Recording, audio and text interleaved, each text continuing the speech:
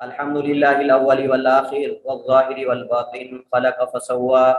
وقدر فهدى بيده ملكوت كل شيء وهو يجير ولا يجار عليه أحمده سبحانه وأشكره وأتوب إليه وأستغفره وأشهد أن لا إله إلا الله وحده لا شريك له وأشهد أن محمدا عبده ورسوله صلوات ربي وسلامه وبركاته عليه وعلى آله وأصحابه ومن سار على نهجه واقتدى بهديه الى یوم الدین. اما بعد، ہم نے گزشتہ جو ہمارے لیکچرز ہیں ان میں ہم نے توحید سے متعلق جو بنیادی مسائل تھے یا جو اصطلاحات تھیں ان کا ہم نے تعارف کیا. توحید کی اقسام سے متعلق ہم نے کچھ پڑھا اور توحید کی تقسیم پر جو اعتراضات کیے جاتے ہیں مخالفین کی طرف سے ان کے ہم نے تفصیل کے ساتھ جوابات پڑھے، اور اس کے ساتھ ہی توحید ربوبیت کی جو تعریف ہے اور اس سے متعلقہ جو تفصیلی مسائل ہیں وہ ہم نے تفصیل کے ساتھ ان کو پڑھا. اس کے بعد ہم توحید الوہیت کی طرف منتقل ہوتے ہیں. توحید کی تینوں اقسام میں سے توحید کی تیسری قسم توحید الوہیت ہے، اور جیسے میں نے آغاز میں اس بات کی طرف اشارہ کیا تھا کہ توحید الوہیت جو ہے یہ اصل عقیدے کا موضوع ہے. یہ اصل بنیادی عقیدے کا موضوع سب سے بڑا توحید الوہیت ہے، اور یہ سب سے مفصل بھی ہے. اس کے اندر بے شمار احکام اور مسائل ہیں، لہٰذا ہمارے بہت سارے لیکچر جو ہیں وہ توحید الوہیت پر ہوں گے. توحید الوہیت پر اس وجہ سے ہوں گے چونکہ یہ بنیاد ہے اور یہ عبادت ہے. الوہیت کا دوسرا نام عبادت ہے، اور اس کو توحید عملی بھی کہتے ہیں، توحید ارادی بھی کہتے ہیں. اس توحید کو توحید عملی اور توحید ارادی بھی کہتے ہیں. جیسے میں نے پہلے گزارش کی تھی کہ توحید ربوبیت کو اور اسماء و صفات کو علماء کرام توحید علمی الخبری کہتے ہیں، اور توحید الوہیت کو توحید عملی الارادی کہتے ہیں. چونکہ توحید ربوبیت اور اسماء و صفات میں زیادہ تعلق عقیدے کے ساتھ ہے، عمل سے نہیں بلکہ اعتقاد سے ہے، اس وجہ سے اسے علمی اور خبری کہا جاتا ہے. اور الوہیت کے اندر زیادہ تعلق عمل کے ساتھ اور ارادے کے ساتھ ہے، اس وجہ سے اس توحید الوہیت کو توحید ارادی اور توحید عملی بھی کہا جاتا ہے، اور یہ آپ کو معلوم ہونا چاہیے. تو میں نے آپ کو یہ بتایا تھا کہ اس وجہ سے بعض علماء توحید کو دو حصوں میں تقسیم کرتے ہیں. ایک توحید علمی الخبری جو توحید ربوبیت اور اسماء و صفات ہے، اور دوسری قسم توحید عملی الارادی جو کہ الوہیت ہے، جو آج ہمارا موضوع ہے جسے ہم آغاز کریں گے. اور یہ انبیاء کی دعوت کا موضوع ہے، یہ انبیاء کی دعوت کا آغاز ہے، انبیاء کی دعوت کا موضوع ہے، یہ انبیاء کی دعوت کا محور ہے. اسی پر تمام انبیاء کی دعوت گھومتی تھی، حتیٰ کہ نبی کائنات صلی اللہ علیہ وسلم کی دعوت کا آغاز اور درمیان اور انتہا بھی توحید الوہیت ہے. جیسا کہ ہم دونوں توحید کی اقسام میں ربوبیت اور الوہیت میں فرق پڑھیں گے تاکہ پتہ چلے کہ کیا انبیاء علیہ الصلوۃ والسلام کو اللہ تعالیٰ نے ربوبیت کا دعویٰ کروانے کے لیے، اقرار کروانے کے لیے بھیجا تھا، لوگوں سے تسلیم کروانے کے لیے، یا کہ الوہیت کو تسلیم کروانے کے لیے اللہ تعالیٰ نے انبیاء اور رسل کو بھیجا تھا. تو چونکہ توحید الوہیت کا تعلق عبادت سے ہے اور اس کو عبادت ہی کہتے ہیں، اس وجہ سے ہم عبادت سے متعلقہ جو احکام و مسائل ہیں جس میں دعا ہے، استغاثہ ہے، شفاء ہے، توسل ہے، اور یہ سارے مسائل جو ہیں اس کے ضمن میں انشاءاللہ ہم پڑھیں گے. تو ہمارا جو پیریڈ ہے اس کے ساتھ الوہیت کے ساتھ یہ کافی لمبا ہوگا، اس وجہ سے توجہ کے ساتھ رہیے گا. تو سب سے پہلے ہمارے الوہیت کے جو مسائل اور احکام ہیں ان میں سب سے پہلے تعریف ہے لغوی اعتبار سے اور اصطلاحی اعتبار سے. لغوی اعتبار سے یہ جو الوہیت ہے یہ باب الہ یا الہ، الہ یا الہ، بعض پڑھتے ہیں آلیہ یا الہ، آلیہ یا الہ یا الہ یا الہ سے مصدر ہے الوہیتن. اصل میں لفظ تو الوہیتن ہے لیکن ہم اس کو اردو میں الوہیت لکھتے ہیں، لیکن عربی میں یہ گول تا کے ساتھ ہے، الوہیتن یہ مصدر ہے. جیسے ضرب یضرب ضربا وضربۃ، اسی طرح نصر ینصر نصرا، اس طرح سمع یسمع سمعا. تو یہ آلیہ یا الہ یا لہو سے الوہیتن آتا ہے، و الہیتن بھی آتا ہے، الہیتن بھی آتا ہے اور الوہیتن بھی آتا ہے. حمزہ پر جو ہے وہ زبر بھی ہے اور ضمہ بھی ہے. اس کا معنی عبادت کرنا ہے، اس کا معنی ہے عبادت کرنا، کسی کو معبود بنانا. तौहीद उलूहियत का माना फिर ये हुआ कि तौहीद इबादत, और इलाह बमाना मालू है, और इलाह बमाना मालू यानी मफूल, इलाह बमाना मालू यानी मफूल यानी जिसे माबूद बनाया जाए, जिसे माबूद बनाया जाए यानी माबूद। तो ये तो लुगत में जो उलूहियत है उसकी तारीफ है कि ये बाब अला या लौ से मस्तर है उलूहियतन, जिसका माना इबादत करना, और इलाह बमाना माबूद यानी जिसे माबूद बनाया जाए या जिसकी इबादत की जाए। इस्तिलाह में जब उलमा तौहीद उलूहियत का नाम इस्तेमाल करते हैं तो इससे मुराद अल्लाह ताला को इबादत की तमाम अक़साम, वो इबादत ज़ाहिरी हो या बातनी हो, कौली हो या अमली हो, उनमें अल्लाह ताला को मुतफर्रिद यकता जानना और गैरुल्लाह से इसकी नफ़ी करना, ये असल में तौहीद उलूहियत है। यानी मैंने ये पहले बताया कि उलूहियत असल इबादत है, इबादत का नाम है, यानी इबादत में अल्लाह ताला को यकता जानना और गैरुल्लाह से इबादत की नफ़ी करना, गैरुल्लाह से इबादत की नफ़ी करना, यानी अल्लाह ही तमाम किस्म की इबादत, वो कौली हो, वो फ़िली हो, वो ज़ाहिरी हो, वो बातनी हो, तमाम किस्म की इबादत जो हैं उसका अल्लाह ताला ही मालिक है और वही हकदार है, मुस्तहिक है, और कोई उसके अलावा मुस्तहिक नहीं है। जैसे कलमा तौहीद के अंदर ला इलाहा इल्लल्लाह, नहीं है कोई माबूद बरहक मगर अल्लाह, पहले हमने नफ़ी की उसके बाद इस बात किया, गैरुल्लाह की नफ़ी की और अल्लाह ताला के हक में इबादत का इस बात किया। अच्छा, यहाँ एक और बात है, कौली और अमली। कौली और अमली इबादत कौन कौन सी हैं? कौली इबादत से मुराद तौहीद का इकरार है, अल्लाह ताला का जिक्र है, अल्लाह ताला का शुक्र है, और अमली इबादत से मुराद नमाज, रोज़ा, हज, ज़कात वगैरह, ये सारी चीज़ें ये अमली इबादत। ज़ाहिरी इबादत का मतलब जो हम नमाज पढ़ते हैं, रोज़ा रखते हैं, जिक्र करते हैं,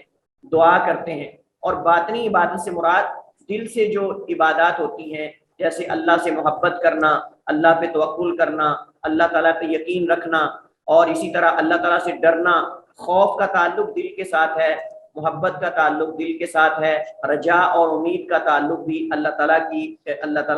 ताला से उम्मीद रखना, इसका ताल्लुक भी दिल के साथ है। तो ये इबादत बातनी है, ये बातनी इबादत हैं जो दिल से सादिर होती हैं और जिनका ताल्लुक बातिन और दाखिल के साथ है इंसान के, जैसे तवक्कुल है, यकीन है, मोहब्बत है, रजा है, खौफ है, डर है। अल्लाह ताला फरमाता है फला तखाफूहुम व खाफूनी फला तखशऊहुम वखशऊनी। इस तरह की कई और जो है वो इन्नल्लज़ीना व मिनन नासी मन यत्तखिज़ु मिन दूनिल्लाहि अंदादन युहिब्बूनहुम का हुब्बिल्लाह। लोगों में से कुछ ऐसे हैं जो अल्लाह के अलावा माबूद बना लेते हैं और उनसे जो है वो मोहब्बत करते हैं। युहिब्बूनहुम का हुब्बिल्लाह, जैसे अल्लाह से मोहब्बत करनी चाहिए इस तरह वो गैरुल्लाह से मोहब्बत करते हैं। तो जो बंदा अल्लाह ताला से दिल से मोहब्बत नहीं करता और किसी और से उस कदर मोहब्बत करता है जिस कदर अल्लाह ताला से मोहब्बत होनी चाहिए, तो ये शिर्क है अल्लाह ताला के साथ, और ये उलूहियत में शिर्क है, और ये उलूहियत में शिर्क है, रबूबियत में शिर्क नहीं है। क्योंकि मोहब्बत, खौफ, रजा, उम्मीद, ये सारी चीजें जो है इनका ताल्लुक दिल के साथ और उलूहियत के साथ है। तो ये मतलब है ज़ाहिरी और बातनी जो इबादत हैं, कौली और अमली इबादत हैं, इनमें अल्लाह ताला को मुतफर्रिद और यकता जानना, डरना है तो सिर्फ अल्लाह से, उम्मीद रखनी है तो सिर्फ अल्लाह से, और जो है वो मोहब्बत करनी है तो सिर्फ अल्लाह ताला से, और इसी तरह जो है ये तवक्कुल करना है तो अल्लाह पे, यकीन करना है तो अल्लाह पे, भरोसा करना है तो अल्लाह ताला पे। ये सारी चीज़ें जो हैं वो इनका ताल्लुक उलूहियत से। जब हम उलूहियत की तारीफ को हमने पढ़ा तो तारीफ के बाद हमें मालूम होना चाहिए कि तौहीद की तीनों अक़साम में से तौहीद उलूहियत का मुकाम व मर्तबा क्या है। तौहीद की तीनों अक़साम में से तौहीद उलूहियत का मर्तबा और मुकाम क्या है, ये एक मोमिन को पता होना चाहिए, एक मुसलमान को इसका पता होना चाहिए कि तौहीद उलूहियत तौहीद की बाकी जो अक़साम हैं उनके मुकाबले में क्या मुकाम और अहमियत रखती है। तो हम अगर तौहीद उलूहियत के मुकाम मर्तबे को जानना चाहें तो वो चंद एक उमूर से हम जान सकते हैं, और वो उमूर जो हैं ये ज़ैल में जिक्र किए जा रहे हैं। सबसे पहले कि ये जो तौहीद उलूहियत है ये अंबिया और रसूल की पहली दावत है। अंबिया और रसूल को जब अल्लाह ताला भेजता था, वही करता था, उनकी कौम की तरफ जब भेजा जाता था तो सबसे पहले उनको तौहीद उलूहियत की तरफ पुकारा जाता था, क्योंकि रबूबियत को सारे मानते थे, रबूबियत को, अल्लाह ताला को खालिक, मालिक, मुदब्बिर सारे मानते थे। तो उनको, नबियों को, रसूलों को सबसे पहले अपनी कौमों की तरफ इसलिए भेजा जाता था کہ یہ ایک اللہ کی عبادت کرنے والے بن جائیں، ایک اللہ کی عبادت کرنے والے،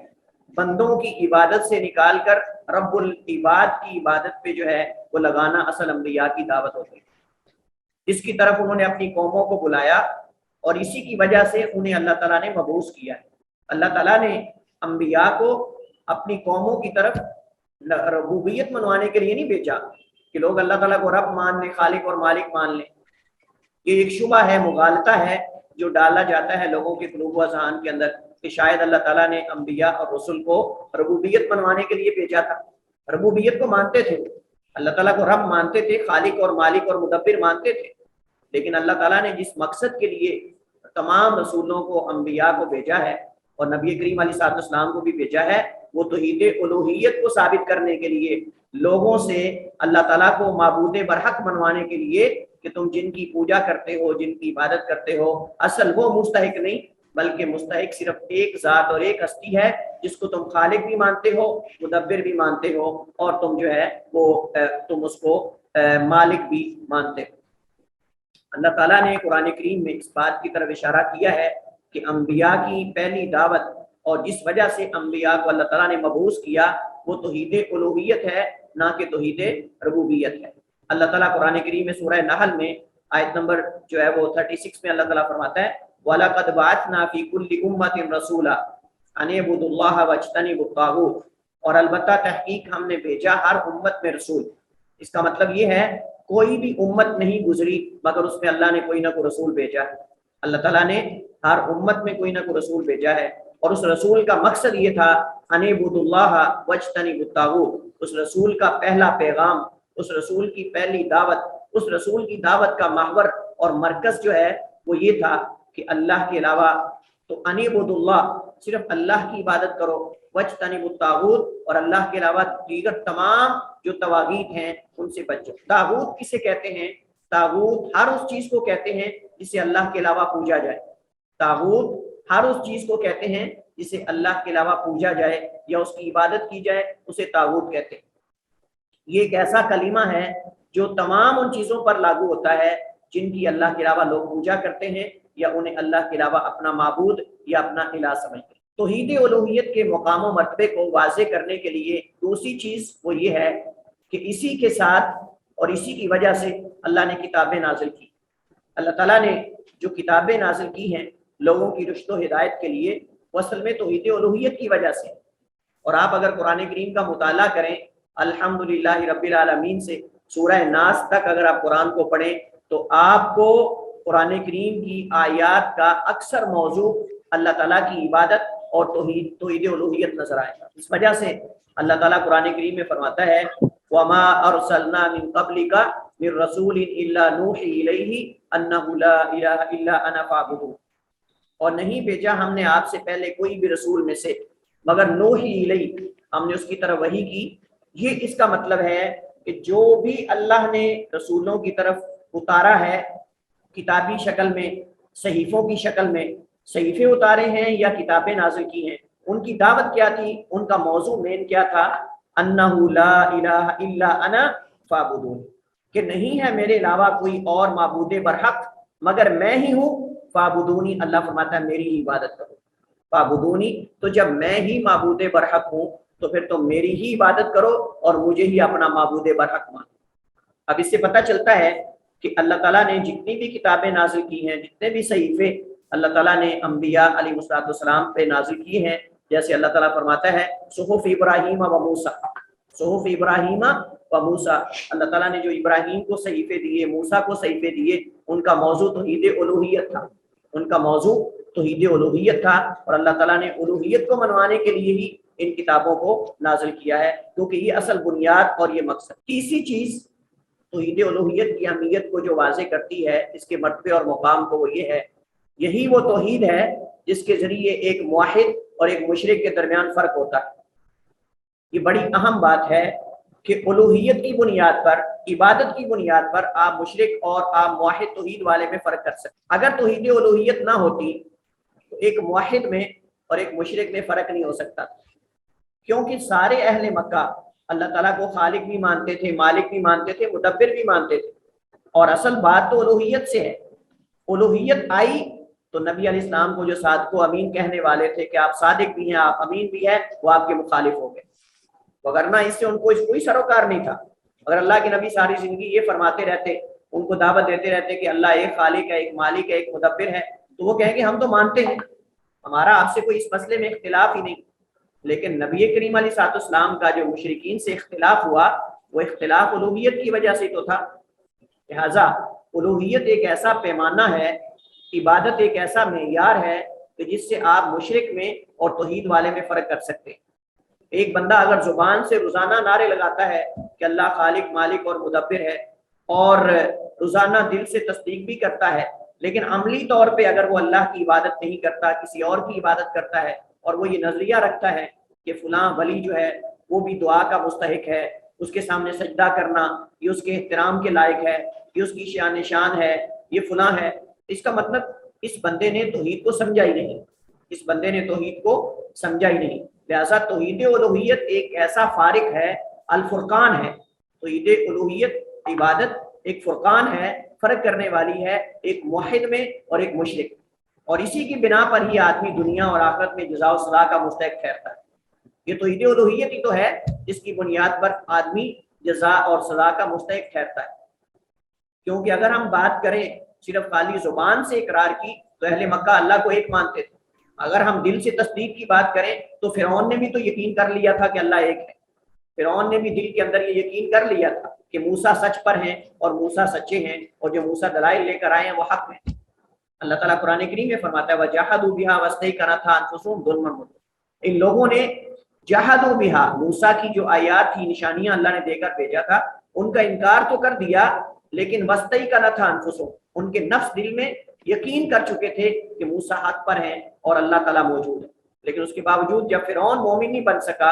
जब फिरौन जन्नत में नहीं जा सका, तो भला वो कौन जन्नत में जा सकता है, वो कैसे जा सकता है कि जो ये समझता है कि अल्लाह खालिक मालिक और मुदब्बिर है, लेकिन अल्लाह ताला को इबादत का मुस्तहिक नहीं मानता, बल्कि अल्लाह के साथ किसी और को शरीक करता है, नमाज में, इबादत में, दुआ में, इस्तिग़ासा में, मदद तलब करने में, या फिर नज़र व न्याज के अंदर, तो ये कतन भी हकीकत में अल्लाह की तौहीद को मानने वाला नहीं है। इसी तरह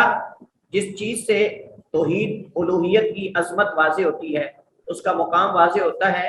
वो ये है कि यही वो तौहीद है जिसकी वजह से रसूल करीम सल्लल्लाहु अलैहि वसल्लम ने कुफ़ार से क़िताल किया। अल्लाह के नबी अलैहिस्सलाम को जो अल्लाह ताला ने कुफ़ार मक्का से क़िताल का हुक्म दिया है, नबी करीम और कुफ़ार के दरमियान जो वजह इख्तिलाफ थी वो यही तौहीद उलूहियत तो थी, रुबूबियत तो नहीं थी। रुबूबियत तो मानते थे वो। अल्लाह ताला ने फरमाया वाला इन सअलतहुम मन खलक़स समावाति वल अर्द सयक़ूलून अल्लाह,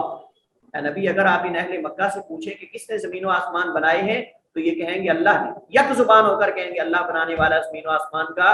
तो इन्हें कह दो कि फिर तुम फ़अन्ना तुफ़कून, कहाँ बहकाए जाते हो, फिर तुम उस अल्लाह की इबादत क्यों नहीं कर लेते। अल्लाह ताला कुरान करीम में फरमाता है वक़ातिलूहुम हत्ता ला तकून फितनतुन व यकून अद्दीनु लिल्लाह, और इनसे किताल करो ए नबी, इनसे जिहाद करो हत्ता कि फितना बाकी ना रहे। अपना माइक म्यूट करें उसामा, कब से माइक आपका चल रहा है। अल्लाह ताला कुरान करीम में नबी करीम अलैहिस्सलाम और मोमिनीन को हुक्म दे रहा है वक़ातिलूहुम, और इनसे किताल करो, इनसे जिहाद करो, हत्ता ला तकून फितना, हत्ता कि फितना बाकी ना रहे, व यकून अद्दीनु लिल्लाह, और दीन सारे का सारा अल्लाह के लिए हो जाए, यानी सारी खलकत और कायनात अल्लाह की इबादत करने वाली बन जाए। ये मक्का वाले, ये दीगर मुशरिकीन जो हैं अरब कबाइल, ये एक अल्लाह की इबादत करने वाले बन जाए। और नबी करीम अलैहिस्सलाम ने भी यही कहा, हदीस के अंदर मारूफ हदीस है, हज़रत अबू हुरैरा रज़ी अल्लाह ताला अन्हु रिवायत करते हैं अन रसूलिल्लाह सल्लल्लाहु अलैहि वसल्लम, वो नबी करीम अलैहिस्सलाम से बयान करते हैं अल्लाह के नबी ने फरमाया उकातिलुन नास, असल में उमिरतु अन उकातिलन नास, उमिरतु अन उकातिलन नास हत्ता यशहदु अल्ला इलाहा इल्लल्लाह व युमिनु बी व बिमा जीतु बिही फइज़ा फ़अलू ज़ालिका असमू मिन्नी दिमाअहुम व अम्वालहुम इल्ला बिहक़्क़िहा व हिसाबुहुम अलल्लाह। उमिरतु अन उकातिलन नास, या उकातिलुन नास, मैं लोगों से लड़ाई करूंगा, या मुझे हुक्म दिया गया कि मैं लोगों से जिहाद करूं। सही बुखारी में है उमिरतु अन उकातिलन नास, और सही मुस्लिम में है उकातिलुन नास हत्ता यशहदु अल्ला इलाहा इल्लल्लाह, मैं लोगों से तब तक लड़ता रहूंगा, जिहाद करता रहूंगा, हत्ता कि वो इस बात की शहादत दे दें कि अल्लाह के अलावा कोई और माबूद नहीं है। उकातिलु अन्नास हत्ता यशहदु अल्ला इलाहा इल्लल्लाह, कि मैं लोगों से किताल करूंगा, जिहाद करूंगा, मुझे हुक्म दिया गया है हत्ता यशहदु अल्ला इलाहा इल्लल्लाह, हत्ता कि वो इकरार करें कि अल्लाह के अलावा कोई माबूद बरहक नहीं, व युमिनु बी, और मेरे साथ ईमान लाएं, व बिमा जीतु बी, और जो मैं लेकर आया हूँ उस पर भी ईमान लाएं। फइदा फालू ज़ालिका, बस जब ये सारे लोग ये कर लेंगे, असमु मिन्नी दिमाअहुम व अम्वालहुम, तो ये महफूज कर लेंगे मुझसे अपने खूनों को और अपने अम्वाल को, इल्ला बिहक्किहा, हाँ अगर किसी पर जो है वो कोई के शासन कोई होगा, तो इस्लाम के हक के साथ अगर कोई किसी को कत्ल करना है या उसका माल लेना है तो ये हो सकता है, यानी मालो जान, अगर कोई जुर्म नहीं करता तो उसके अलावा उनका माल और जान महफूज है, वह हिसाबुहुम अल्लाह, और उनका हिसाब अल्लाह पर है। इल्ला बिहक्किहा, यानी इस्लाम के हक के साथ, अगर वो भी जुर्म करता है तो फिर उसके बदला लिया जाएगा, उसे किसासन कत्ल किया जाएगा, या अगर कोई ऐसा जुर्म करता है कि जिसकी सजा है कोड़े मारना या मतलब माली सजा हो सकती है, ये इसके अंदर मौजूद है। तीसरा मसला जो हमारे मौजू का है वो ये है तौहीद उलूहियत के दलाइल। तौहीद उलूहियत के दलाइल, हमने रुबूबियत पढ़ी थी, रुबूबियत के हमने दलाइल पढ़े थे, हमने कहा अकल, फितरत, हर चीज इस बात पे दलालत करती है कि अल्लाह ही खालिक व मालिक और मुदब्बिर है। लेकिन अब हम जानेंगे कि अल्लाह ही इबादत का मुस्तहिक है, अल्लाह ही इबादत का मुस्तहिक है। कुरान और सुन्नत में इसके बेशुमार दलाइल, कुरान और सुन्नत में इसके बेशुमार दलाइल हैं। सबसे पहले तो अल्लाह ताला का फरमान है सूरह निसा में, वाबुदुल्लाह वला तुशरिकू बिही शैया, वाबुदुल्लाह वला तुशरिकू बिही शैया, कि तुम अल्लाह की ही इबादत करो और उसके साथ किसी को शरीक ना ठहराओ, और उसके साथ किसी को शरीक ना ठहराओ। दूसरी जगह अल्लाह ताला फरमाता है वक़ज़ा रब्बुका अल्ला ताबुदू इल्ला इय्या व बिल वालिदैनि इहसाना, और तेरे रब ने ये फैसला कर दिया है, और तेरे रब ने ये फैसला कर दिया है, अल्ला ताबुदू इल्ला इय्या, यहाँ फैसला कर देने से मुराद हुक्म सुना देना है। वक़ज़ा रब्बुका, तेरे रब ने ये फैसला कर दिया, हुक्म जारी कर दिया, हुक्म जारी कर दिया है, अल्ला ताबुदू इल्ला इय्या, कि ना तुम इबादत करो मगर सिर्फ उसी अल्लाह, ना तुम इबादत करो मगर सिर्फ उसी अल्लाह की। तीसरी जगह पे अल्लाह ताला फरमाता है कुल इन्ना सलाती व नुसुकी व महयाया व ममाती लिल्लाहि रब्बिल आलमीन ला शरीका लह व बिज़ालिका उमिरतु व अना अव्वलुल मुस्लिमीन। कुरान करीम की दो आयत ऐसी हैं, कुरान करीम की दो आयत ऐसी हैं जिनमें रुबूबियत मुकम्मल मौजूद है, जिनमें तौहीद उलूहियत जिनमें तौहीद उलूहियत अल्लाह ताला ने मुकम्मल बयान कर दी एक, और इन दोनों में इकरार है, इन दोनों में इकरार है कि रुबूबियत और उलूहियत का मुस्तहिक सिर्फ अल्लाह ताला के साथ। एक सूरह फातिहा के अंदर इय्याका नअबुदु व इय्याका नस्तईन वाली आयत है, इय्याका नअबुदु व इय्याका नस्तईन, ऐ अल्लाह हम सिर्फ तेरी ही इबादत करते हैं और तुझसे ही मदद मांगते हैं। एक ये आयत, और दूसरी कुल इन्ना सलाती व नुसुकी व महयाया व ममाती लिल्लाहि रब्बिल आलमीन ला शरीका लह व बिज़ालिका उमिरतु व अना अव्वलुल मुस्लिमीन। ये दो या तीन जो आयत हैं, इनमें मुशरिकीन के तमाम शुबहात की ऐसी की तैसी कर दी गई है। मुशरिकीन के जितने शुबहात हैं तवस्सुल के हिसाब से, तवस्सुल में, इस्तिगासा में, मदद तलब करने में, फलां चीज़ों में, तो मैं ये बात कर रहा था कि कुरान करीम की ये जो तीन आयत हैं या चार आयत बनती हैं, इय्याका नअबुदु व इय्याका नस्तईन और कुल इन्ना सलाती व नुसुकी व महयाया व ममाती लिल्लाहि रब्बिल आलमीन ला शरीका लह व बिज़ालिका उमिरतु व अना अव्वलुल मुस्लिमीन, ये आयत जो हैं, ये जो मुशरिकीन के जितने भी शुबहात हैं कि जो कहते हैं हम करते अल्लाह के लिए हैं लेकिन हम वली की कब्र पे जाके करते हैं, हम नजर तो अल्लाह के लिए मानते हैं लेकिन देते वली के नाम की हैं, मतलब जितने भी इस तरह के शुबहात हैं इन आयत में वाज़ेह तौर पे रद्द मौजूद है। इस तरह गैरुल्लाह से मदद मांगने के हवाले से जो शुबहात हैं, इस्तिगासा करना, मदद मांगना, तवस्सुल वसीला डालना, ये सारी चीज़ों की इनके अंदर रद्द मौजूद है। कि अल्लाह फरमाता है नबी फरमा दें बेशक मेरी नमाज, मेरी कुर्बानी, मेरी जिंदगी, मेरी मौत, और जिंदगी मौत में तमाम किस्म की चीजें आती हैं लिल्लाहि रब्बिल आलमीन, अल्लाह रब्बुल आलमीन के लिए। जब पैदा अल्लाह ने किया है, जब खालिक अल्लाह है, तो फिर किसी दूसरे के लिए नजर क्यों माने, वली के नाम की नजर क्यों माने? वली ने आपको क्या दिया है या वली आपको क्या दे सकता है? लिहाजा किसी वली से आप जाकर उसके नाम का बकरा तो तब ज़बह करें ना, उसके नाम की नजर तो आप तब माने ना उसके दरबार पे जाके کہ جب اس نے آپ کو کچھ دیا ہو، جب وہ آپ کو کچھ دے نہیں سکتا یا طاقت نہیں رکھتا تو آپ پھر عبادت اس کی کیوں نہیں کرتے جس نے آپ کو دیا ہے؟ تو یہ سوچنے کی بات ہے اگر انسان کو سمجھ آ جائے تو۔ لیکن اگر انسان کو سمجھ نہ آئے تو پھر مشرکین مکہ بھی تو اپنے ہاتھ سے بت بناتے تھے اور اس کو اپنا معبود اور مشکل کشا سمجھتے تھے۔ یعنی جس کو انسان خود اپنے ہاتھوں سے بنا رہا ہے وہ مشکل کشا کیسے ہو سکتا ہے؟ جو خود بننے کی طاقت نہیں رکھتا وہ دوسرے کو کیسے دے سکتا ہے، یا دوسرے کے لیے بیٹا کیسے بنا سکتا ہے، دوسرے کے لیے جو ہے مشکلات کا حل کیسے کر سکتا ہے؟ حضرت معاذ بن جبل رضی اللہ تعالیٰ عنہ کی ایک واضح حدیث ہے جس میں توحید ربوبیت کا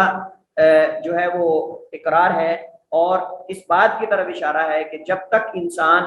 توحید الوہیت کا اقرار نہیں کرتا وہ کبھی اللہ تعالیٰ کا حق ادا نہیں کر سکتا۔ حضرت معاذ بن جبل رضی اللہ تعالیٰ عنہ روایت کرتے ہیں، قال النبی صلی اللہ علیہ وسلم، اللہ کے نبی علیہ الصلوۃ والسلام نے فرمایا، یا معاذ، اے معاذ، اتدری ما حق اللہ علی العباد، کیا تمہیں پتا ہے کہ اللہ کا بندوں پر کیا حق ہے؟ قالا، تو حضرت معاذ فرمانے لگے، اللہ و رسولہ اعلم، اللہ اس کے رسول زیادہ بہتر جانتے ہیں، اللہ اس کے رسول زیادہ بہتر جانتے ہیں۔ قالا، تو اللہ کے نبی علیہ الصلوۃ والسلام نے فرمایا، ان یعبدوہ ولا یشرکوا بہ شیئا، یا بعض روایات میں ہے حق اللہ علی العباد، اللہ کا بندوں پر حق یہ ہے ان یعبدوہ ولا یشرکوا بہ شیئا، کہ وہ اللہ کی عبادت کریں اور اس کے ساتھ کسی کو شریک نہ ٹھہرائیں۔ اتدری ما حقہم علی اللہ، اے معاذ کیا تمہیں پتا ہے کہ بندوں کا اللہ پر کیا حق ہے؟ بندوں کا اللہ تعالیٰ پر کیا حق؟ یہ بات ذہن نشین کر لیں کہ اللہ تعالیٰ پر کسی کا کوئی حق نہیں، یہ بات ذہن میں رکھیں، اللہ تعالیٰ پر کسی کا کوئی حق نہیں ہے۔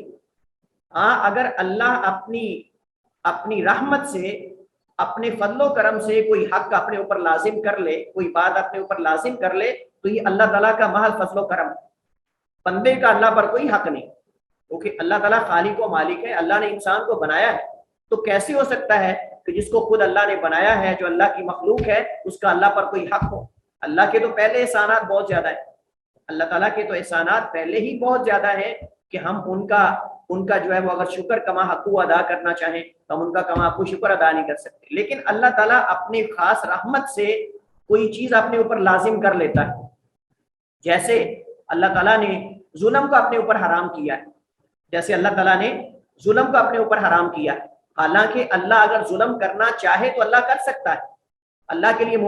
ناممکن نہیں ہے، اللہ کیونکہ قادر ہے۔ ظلم ہوتا ہے قدرت کی بنیاد، اللہ قادر ہے اور قدرت رکھتا ہے، اس کے باوجود بھی اللہ ظلم نہیں کرتا، حالانکہ اللہ قادر ہے۔ تو جب اللہ رب العالمین قادر ہونے کے باوجود ظلم کو اپنے اوپر حرام سمجھتا ہے تو اللہ نے ہمارے درمیان بھی ایک دوسرے پر ظلم کرنے کو حرام کر دیا ہے۔ اس وجہ سے حدیث قدسی ہے، اللہ تعالیٰ فرماتا ہے، یا عبادی انی حرمت الظلم علی نفسی وجعلتہ بینکم محرما فلا تظالموا، اے میرے بندو، بے شک میں نے اپنے نفس پر ظلم کو حرام کر دیا ہے، تمہارے درمیان بھی میں ظلم کو حرام قرار دیتا ہوں، فلا تظالموا، آپس میں ایک دوسرے کے ساتھ ظلم نہ کرو، ایک دوسرے پر ظلم نہ کرو۔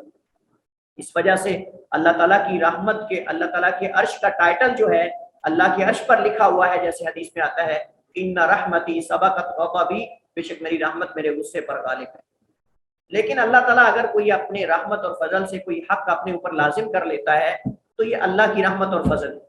تو اللہ تعالیٰ نے جو اپنے اوپر لازم کر لیا ہے بندوں کا حق، وہ یہ ہے، نبی علیہ الصلوۃ والسلام نے فرمایا، اللہ یعذبہم، کہ جب بندے اللہ کی عبادت کریں، اس کے ساتھ کسی کو شریک نہ ٹھہرائیں، تو اللہ نے اپنے اوپر یہ لازم کر لیا ہے کہ اللہ انہیں عذاب نہ دے، اللہ انہیں عذاب نہ دے اور جنت میں داخل کر دے۔ یہ بندوں کا اللہ تعالیٰ پر حق ہے۔ لہٰذا جو بندہ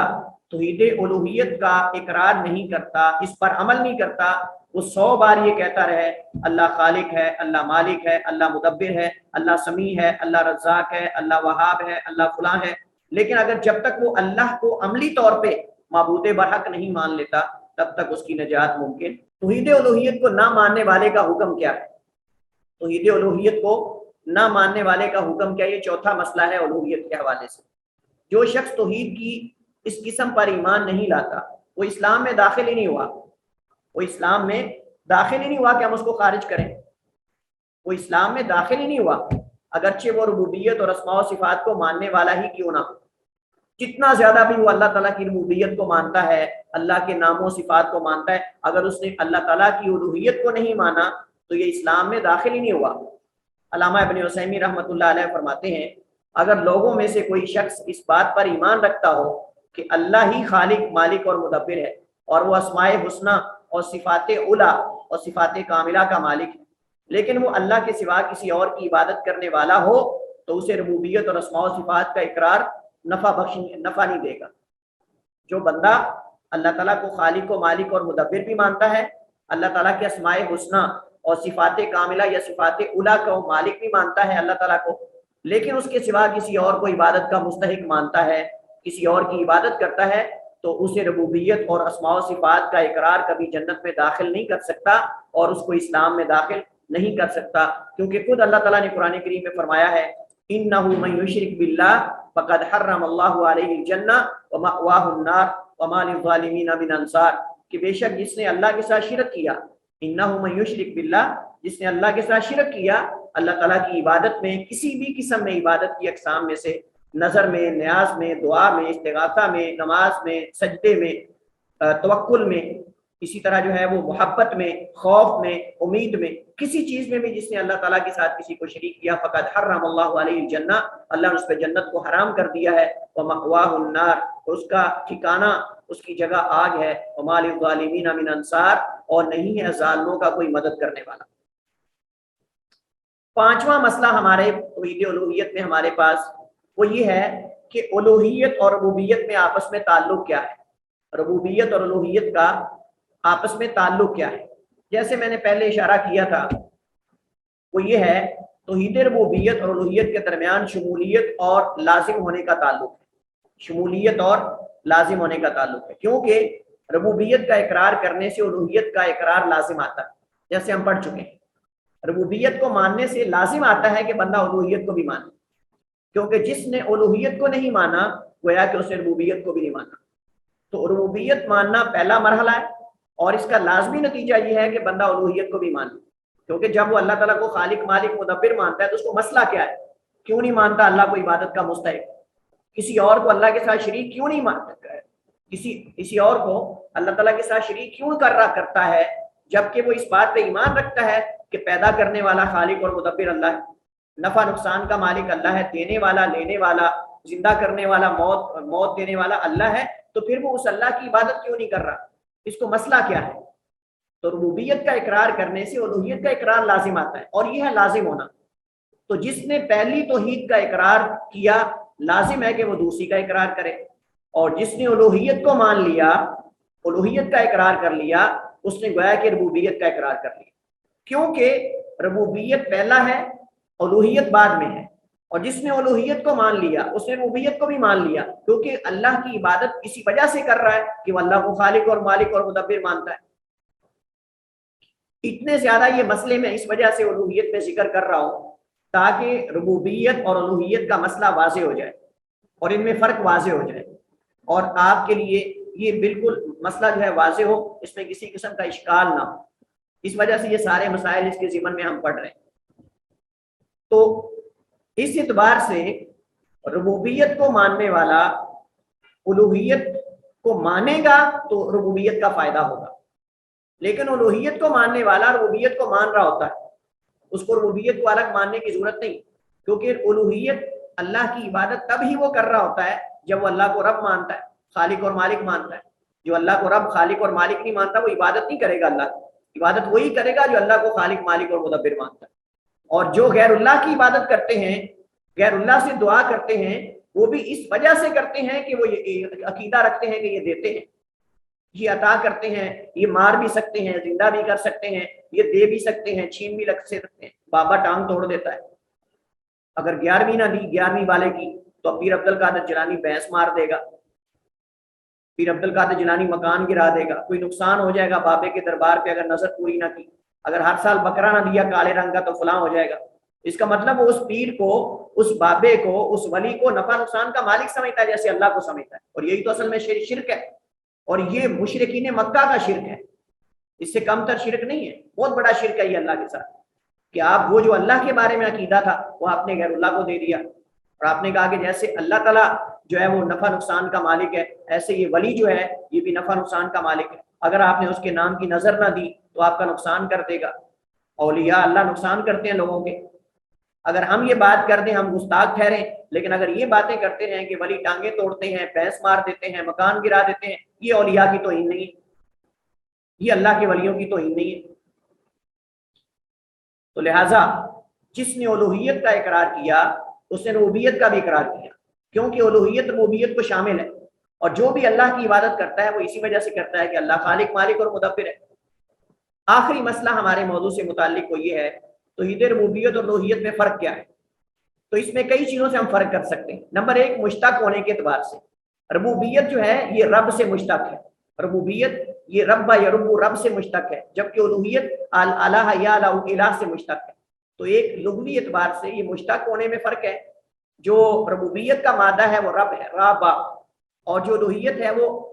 الہ اور الہ سے ہے۔ نمبر دو، تعریف کے اعتبار سے ربوبیت میں اللہ تعالیٰ کو افعال پیدا کرنا، رزق دینا، زندہ کرنا، مارنا وغیرہ میں متفرد یکتا جاننا ہوتا ہے، جبکہ الوہیت میں عبادت میں نماز۔ تو تعریف کے اعتبار سے بھی اگر ہم اصطلاحی تعریف دیکھیں تو دونوں میں فرق ہے۔ ربوبیت میں اللہ تعالیٰ کے افعال کو ماننا لازم ہے، اور الوہیت میں اللہ تعالیٰ کو عبادت میں یکتا ماننا، نماز، روزہ، خوف، امید، محبت، نذر و نیاز، توکل وغیرہ میں یہ لازم ہے۔ تو دونوں میں فرق ہے، دونوں کی مقصود مطلوبہ کفایت کرنے کے اعتبار سے بھی دونوں میں فرق ہے۔ تو توحید ربوبیت اسلام میں داخل ہونے کے لیے کافی نہیں، جبکہ الوہیت اکیلی ہی کافی ہے، کیونکہ جس نے الوہیت کو مانا اس نے ضمنی طور پہ ربوبیت اور اسماء و صفات کو بھی مانا، کیونکہ اللہ سے وہی مانگے گا نا جو اللہ کو سننے والا مانتا ہے، جو اللہ کو دینے والا مانتا ہے، جو اللہ کو رزاق مانتا ہے، جو اللہ کو وہاب مانتا ہے۔ اللہ سے وہ تو نہیں مانگے گا جو اللہ تعالیٰ کو وہاب ہی نہیں مانتا، جو اللہ تعالیٰ کو سمیع اور بصیر ہی نہیں مانتا۔ جو بندہ اللہ تعالیٰ کو سننے والا، دیکھنے والا نہیں تسلیم کرتا، وہ اللہ کے سامنے ہاتھ پھیلائے گا؟ نہیں پھیلائے گا۔ جو اللہ کو مالک اور مدبر نہیں مانتا وہ اللہ کے سامنے ہاتھ پھیلائے گا؟ نہیں پھیلائے گا۔ اس کا مطلب یہ ہے کہ توحید الوہیت کافی ہے اکیلی، لیکن ربوبیت یا اسماء و صفات اکیلی کافی نہیں۔ توحید الوہیت ربوبیت کو بھی شامل ہے، اسماء و صفات کو بھی شامل ہے، لیکن ربوبیت اور اسماء و صفات الوہیت کو شامل نہیں، بلکہ لازم ہے کہ الوہیت کو بھی مانے۔ یہ فرق ہے ماننے اور تسلیم کرنے کے اعتبار سے، یہ کہ ربوبیت کو سارے ہی مانتے ہیں، ماننے والوں کے اعتبار سے بھی آپ کہہ سکتے ہیں، ماننے اور تسلیم کرنے کے اعتبار سے بھی فرق ہے۔ ربوبیت کو سارے مانتے تھے لیکن الوہیت کو چند لوگ مانتے، تو اس وجہ سے الوہیت کو مومنین مانتے ہیں، اللہ پہ ایمان لانے والے، اور ربوبیت کو مشرکین بھی مانتے ہیں، تو اس اعتبار سے بھی فرق ہے۔ ربوبیت اور الوہیت میں یہ فرق ہم اس وجہ سے کر رہے ہیں تاکہ معلوم ہو کہ دونوں الگ قسمیں ہیں، اور یہ بھی معلوم ہو کہ جس توحید کی دعوت انبیاء نے دی ہے وہ ربوبیت نہیں ہے بلکہ الوہیت ہے۔ ایک اللہ کی عبادت اور ایک اللہ سے دعا، ایک اللہ سے مدد، ایک اللہ کے لیے ذبح کرنا، ایک اللہ کے لیے نظر ماننا، اور یہ ساری چیزیں ایک اللہ کی، اس وجہ سے انبیاء آئے۔ اسی پر اکتفا کرتے ہیں ہم آج کے ہمارے لیکچر پہ۔ واللہ تعالی اعلم و احکم، وصلی اللہ وسلم علی نبینا محمد وعلی آلہ وصحبہ وسلم۔